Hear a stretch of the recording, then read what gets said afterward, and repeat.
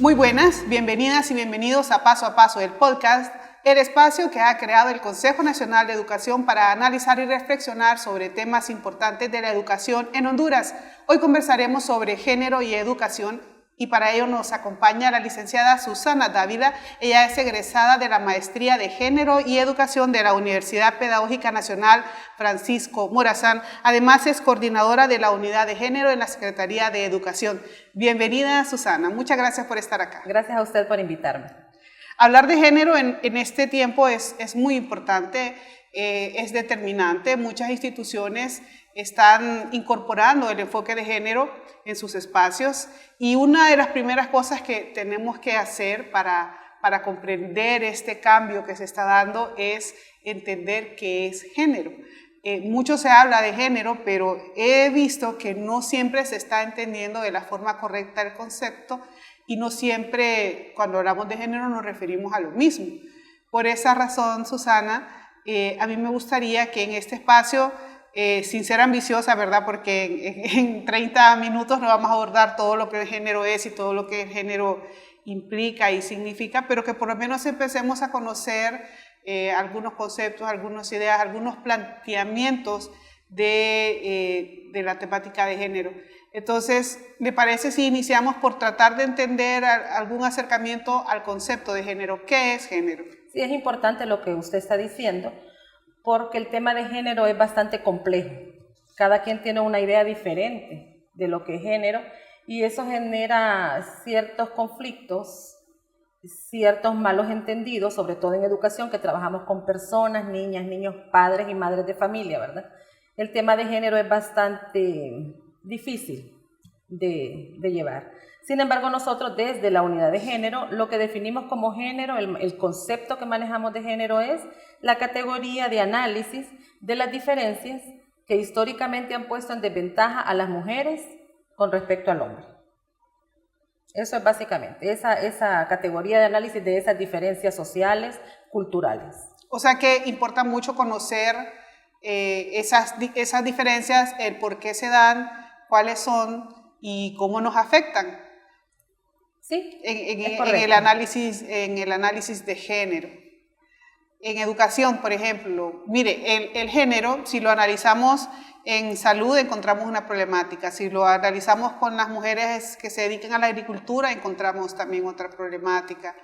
Es decir, en todas las áreas de la vida, las relaciones de género tienen una dinámica que es muy importante analizarla. Si nos centramos en educación, ¿cuál es la problemática que encontramos? ¿Cuáles son los elementos que usted podría decir, esto es lo que hay que analizar, esto es lo que hay que transformar? Yo creo que la educación es importantísima porque es el origen de todo. En educación, pues llegan niñas, niños, y ellos van a ser los futuros y las futuras ciudadanas y ciudadanos, ¿verdad? Tenemos, por ejemplo, dentro de los elementos que nosotros tenemos que manejar del género y que es importantísimo, el lenguaje. El lenguaje tiene que ser inclusivo, porque la mujer, desde la RAE, la Real Academia Española de la Lengua, está invisibilizada en la lengua. Hay un ejemplo bonito en una guía que tenemos en la Secretaría de Educación de una niña que está haciendo un examen y la maestra dice, los niños que terminaron pueden salir. Y la niña se queda ahí. Y después le dice, usted ya terminó porque no sale. Es que usted dijo los niños, profesora. Luego, cuando ya entran nuevamente al aula de clases, la misma maestra dice, bueno, quiero la lista, quiero que levanten la mano los niños que van a estar en el equipo de fútbol. Y la niña emocionada levanta su mano y le dice, dije niños, las niñas no van a estar en el equipo de fútbol. Entonces vamos con el lenguaje. Nosotros invisibilizamos a la mujer, históricamente invisibilizada porque caemos desde la Real Academia Española de la Lengua en el idioma español en la categoría hombres. Es decir, estamos acostumbradas a decir los compañeros y vamos todas y todos. O les decimos niños, vengan, y van niñas y niños. Entonces siempre en la categoría, bajo la sombría del masculino está la niña. Y eso nos ha limitado en muchos aspectos, ¿verdad? Ese es un trato diferenciado. Mencionar al niño, mencionar al hombre, no mencionar a la niña, no mencionar a la mujer. Pero nos debemos sentir incluidas. También tenemos el currículo y los materiales. Es importante manejar dentro del currículo la temática vinculada con género. Ha habido mucho conflicto con esto porque se cree que género es género y sexo y sexualidad es exactamente lo mismo y que van ligadas, ¿verdad? Pero no. Nosotros en la Secretaría de Educación estamos sensibilizando en ese punto y dentro de, bueno, antes se manejaba el eje transversal de género, con todo el conflicto y viendo que se estaba muy limitado, ahora el eje transversal se llama salud y bienestar. Entonces, dentro del currículo nosotros y nosotras estamos trabajando temas de autoestima, nuevos liderazgos, porque niñas y niños tienen que ser líderes, la autoestima, porque la mujer tiene que sentir y el respeto, ¿verdad? El respeto hacia su cuerpo, hacia sus decisiones y también el varón. A veces, antes, yo me recuerdo cuando empecé a trabajar en la normal, fui docente de la normal mixta Pedro Nufio, si una niña salía embarazada se iba la niña, pero el varón seguía estudiando tranquilamente. Esas cosas han ido cambiando y eso es género. Analizar esas diferencias es género, porque el embarazo limitaba a la niña a poder terminar una carrera por ser mujer. Pero el varón seguía tranquilo su vida como que no pasara nada, aunque también iba a ser papá. Ella iba a ser mamá, pero ya no podía continuar porque iba a ser mamá, la castigaban. Él sí podía continuar. Entonces, tal vez en la actualidad esos problemas ya no los tenemos, pero seguimos reproduciendo otras situaciones que ponen en desventaja siempre a la niña con respecto al niño, ¿verdad? Por ejemplo, los estereotipos de género. Escuchamos siempre la frase que la ponemos de ejemplo y creemos que ya no se usa, pero sí se usa siempre, es que los niños no lloran, es que los niños deben proteger a la niña. ¿Protegerla de qué? ¿Y por qué el niño no necesita protección? Cuando la escuela tiene que ser un lugar de protección para niñas y para niños. Cuando en la casa tiene que ser un lugar de, bueno, todos los espacios tienen que sentirse protegidos niñas y niños, ¿verdad? Pero el término protección se lo damos al varón, que es el responsable de proteger a la mujer. El hombre protegiendo siempre a la mujer.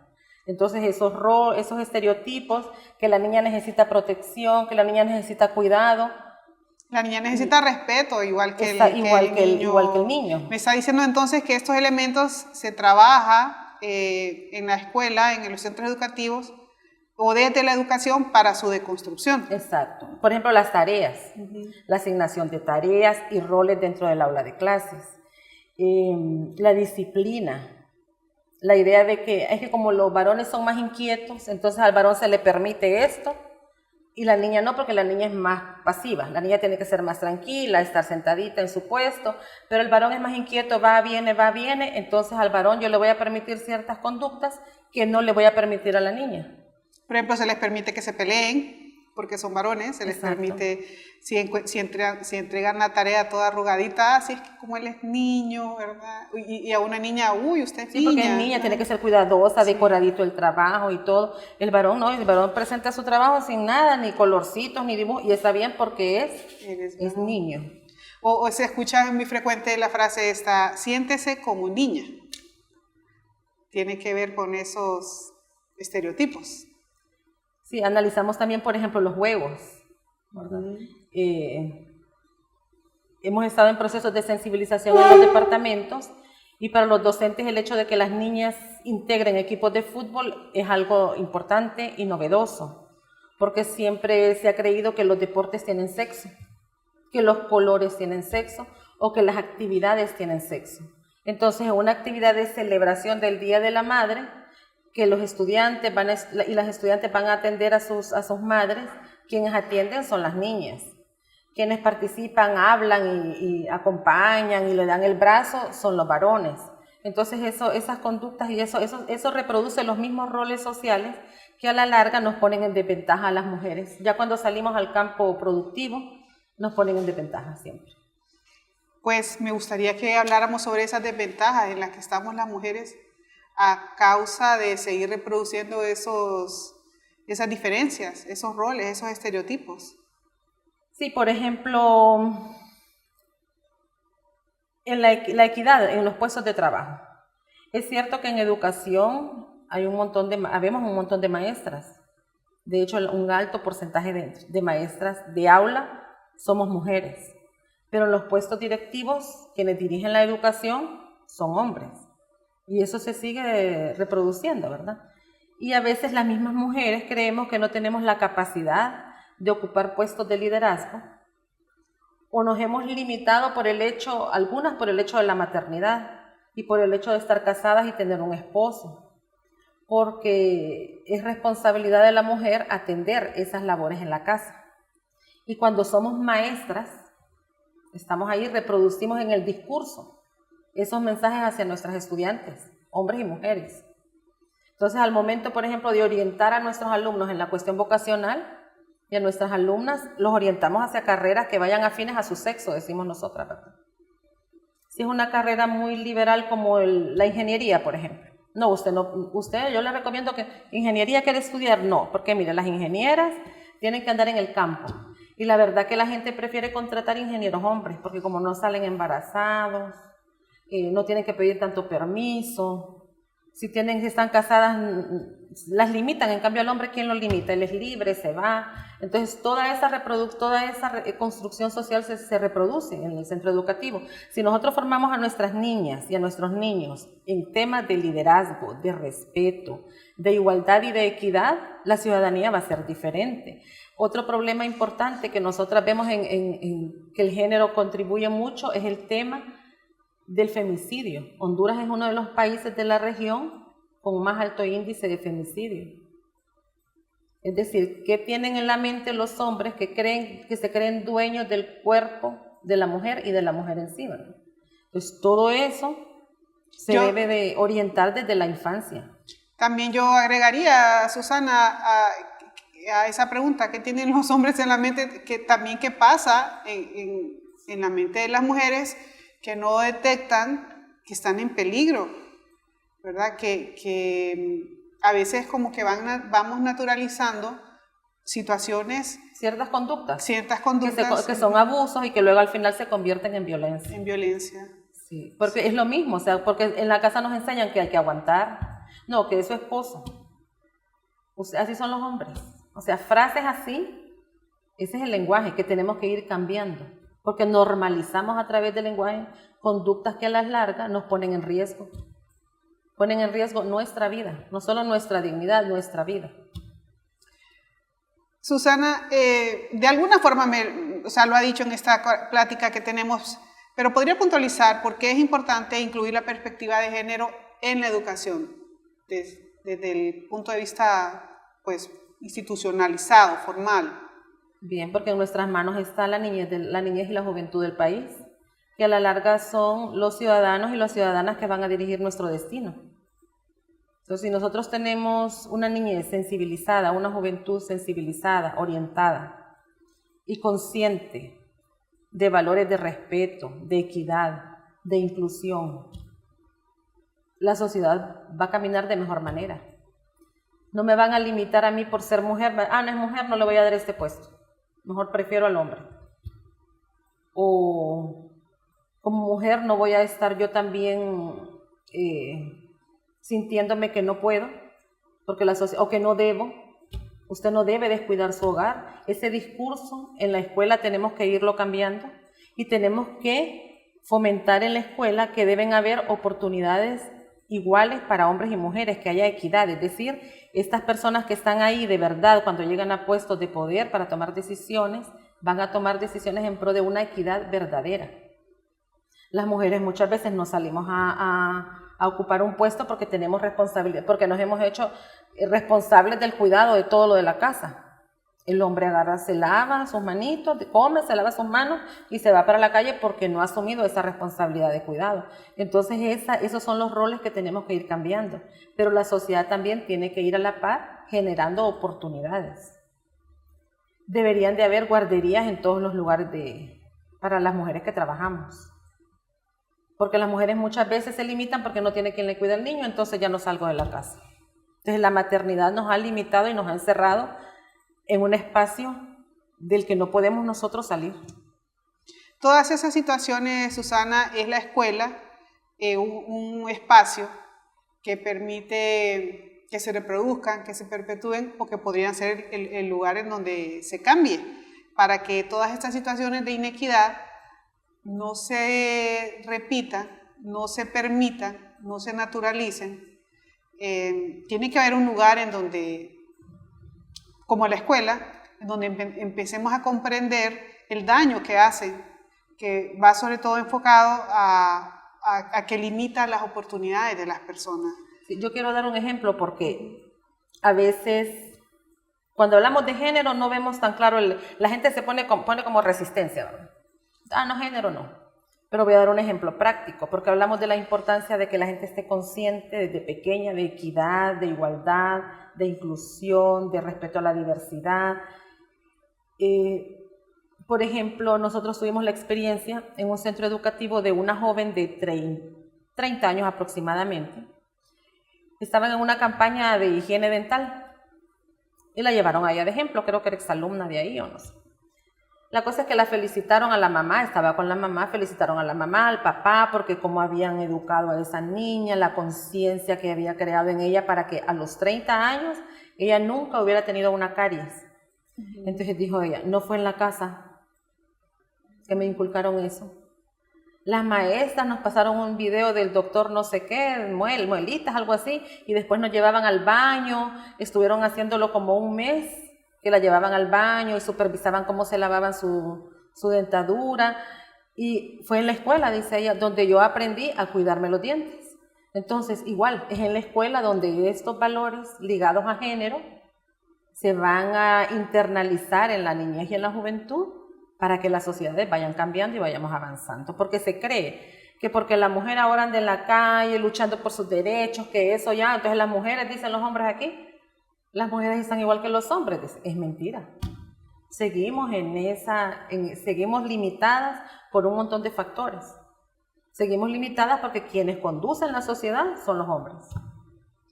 Y fíjense que hay un montón de situaciones en la cotidianidad de la escuela que las vemos con mucha naturalidad, con mucha normalidad. Por ejemplo, el uso del uniforme, que ya se usa pantalón para los varones, falda para las niñas, y transgredir eso no ha resultado para nada fácil en algunos espacios.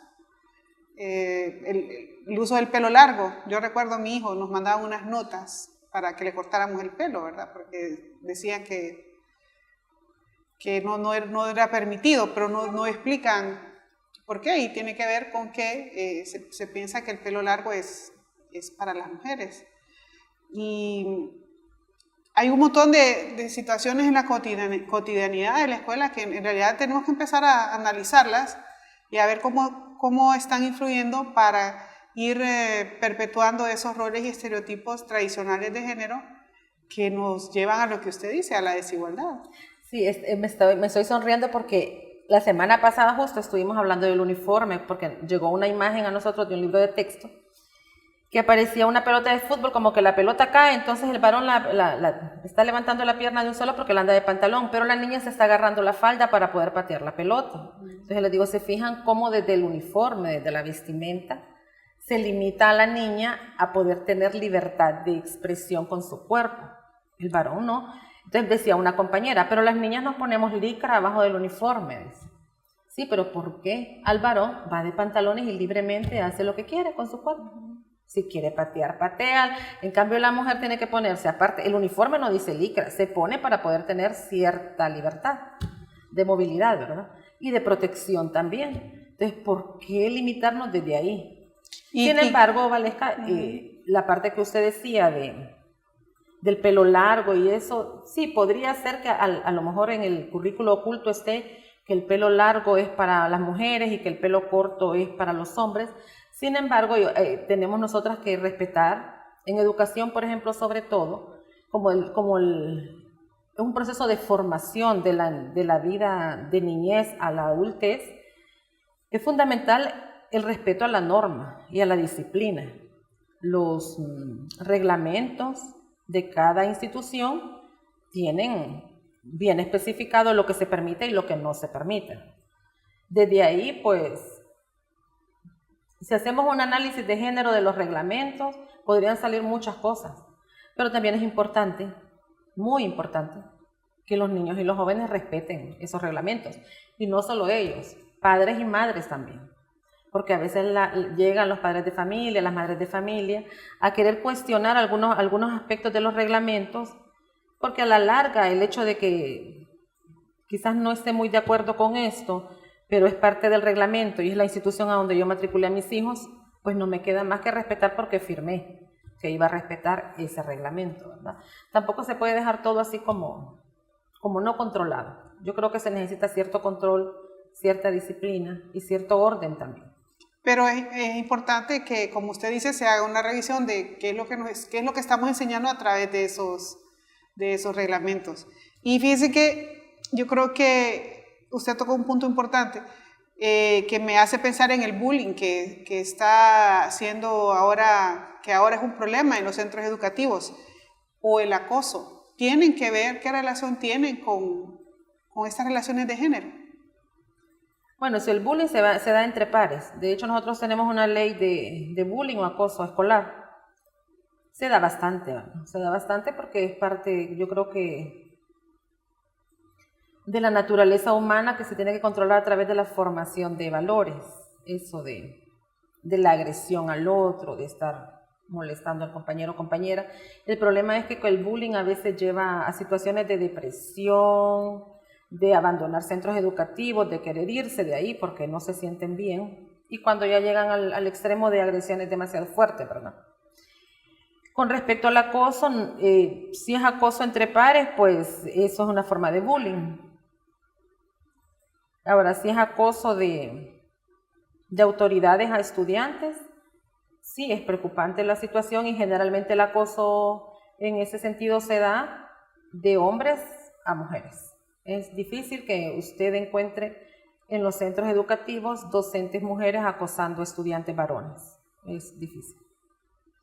Tiene entonces mucha relevancia la incorporación del enfoque de género para que se dé la oportunidad a las estudiantes, bueno, y a los estudiantes varones también, de conocer cuáles son esas situaciones que no se deben permitir, que deben alertar, ¿verdad?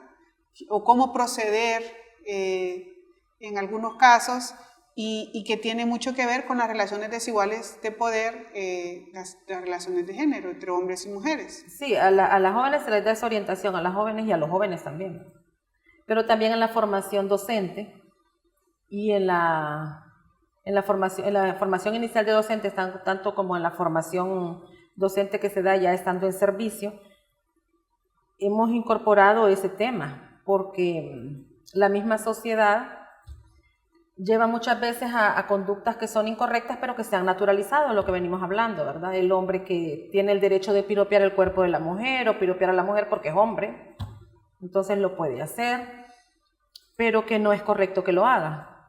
Y de esos temas se han hablado y se han sensibilizado, porque si bien es importante que estén sensibilizados la población estudiantil, también es importante sensibilizar a docentes. Ya cuando se habla de ese tipo de temas como el acoso, es un tema de delito, entonces llegamos hasta el Código Penal y se les explica todo, ¿verdad? Aunque la gente no pueda discutir desconocimiento de la ley, pero sí es importante refrescar esos temas, y en la formación docente pues ahora se incluyen ese tipo de temas para generar conciencia, para que la gente se detenga, a la población estudiantil para que denuncie y a la población docente para que se limite, ¿verdad? Porque a veces creemos que una acción que puede ser inocente, pero que a la larga en la ley eso es un delito.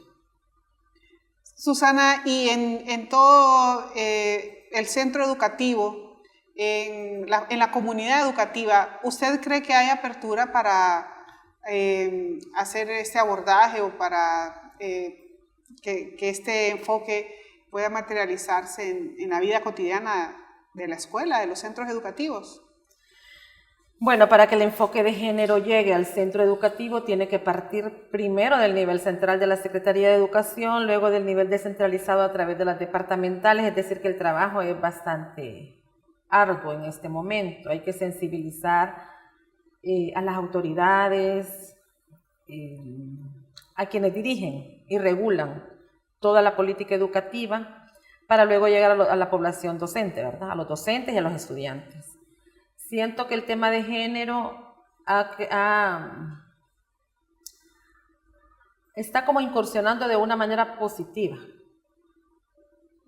ha habido cierta confusión y cierto temor anteriormente, porque por lo que decíamos al inicio, ¿verdad? ¿Cuál es la definición de género que se maneja? Y la gente cree, los padres y madres de familia que se han organizado en asociaciones de, por ejemplo, con mis hijos no te metas, el poder de decidir. Entonces, es precisamente por la confusión que hay y porque se ha utilizado el término género para otras situaciones que no tienen nada que ver en educación. Nosotros ahorita estamos creyendo que ya la gente, ya le hace ruido escuchar el tema de género y ya la gente está como interesada. Nos preguntan, queremos saber, estamos trabajando en el rediseño curricular en la Secretaría, entonces la gente quiere saber si en realidad ese rediseño va con enfoque de género. La misma gente de la Secretaría, los técnicos están interesados, el mismo ministro de Educación, el señor Daniel Esponda, nos está apoyando mucho, nos ha permitido trabajar con libertad, ha tenido mucha confianza en el trabajo que estamos haciendo y eso es importante. También hay credibilidad de parte de compañeras y compañeros en el trabajo que estamos haciendo y eso es fundamental para poder incorporar este enfoque de género en todo el quehacer de la Secretaría de Educación. Y las jóvenes, los niños, las niñas, ¿cuál es su receptividad en este tema? Cuando vamos a los centros educativos no se habla directamente vamos a hablar de género, pero sí, lo incorporamos a través de diferentes actividades. Por ejemplo, ahorita estamos con una campaña de Mi Escuela, Mi Espacio Seguro, y ahí enseñamos diferentes actividades, damos diferentes charlas acerca de conductas que son correctas para el respeto, para la promoción de espacios seguros de la no violencia, de todos esos temas que van vinculados a género, pero sin decirles vamos a dar una clase de género porque no es ese el objetivo. Bueno, es que lo que están es analizando cómo se transita en la vida y cómo se puede transitar de mejor forma, permitiendo más y mejores oportunidades a todas y todos, porque el género es eso, o sea, es trabajar para que todas las personas, a todas las personas se les reconozcan sus derechos, todos sus derechos. No es para maltratar a nadie, pienso. No, el género es para que la gente esté bien, se sienta valorada, tomada en cuenta, incluida. Y para que las personas transiten, como dice usted, en el ámbito escolar, sin miedo, que se sienta que la escuela es un lugar de protección y es un lugar seguro. Eso es lo que nosotras queremos. En donde se están aprendiendo valores, ¿verdad? Se está aprendiendo a valorar, a respetar al otro, a la otra. Por ejemplo, en el discurso, Valesca, las docentes tienen que tener conciencia, cuando el niño se cae y llora, los niños no lloran, eso siempre lo seguimos escuchando, las niñas haciéndole burla al niño porque está llorando. Entonces ahora se les trata de explicar que somos personas, que somos seres humanos, que ambos tenemos sentimientos y que ambos podemos con libertad expresar cómo nos sentimos, sin miedo. Porque ese es otro problema, a los hombres se les ha limitado a expresar lo que tienen dentro, cómo se sienten, y las mujeres sí tenemos más libertad para hablar y expresar cómo nos sentimos, y eso a la larga afecta. Ya cuando somos adultos, el hecho de reprimir nuestros sentimientos, nuestras emociones, entonces es hasta peligroso, pues. En eso estamos trabajando. ¿Y todo eso está incluido en todo la eso currícula? Sí, todo eso está incluido en la currícula, en el eje transversal de salud y bienestar. Qué bien, pues definitivamente que quisiera seguir conversando sobre ese tema. Susana, la invito para que comparta con nosotros en otro espacio. Por ahora el tiempo se terminó, pero muchas gracias por haber estado aquí con nosotros. Gracias a usted, Valesca.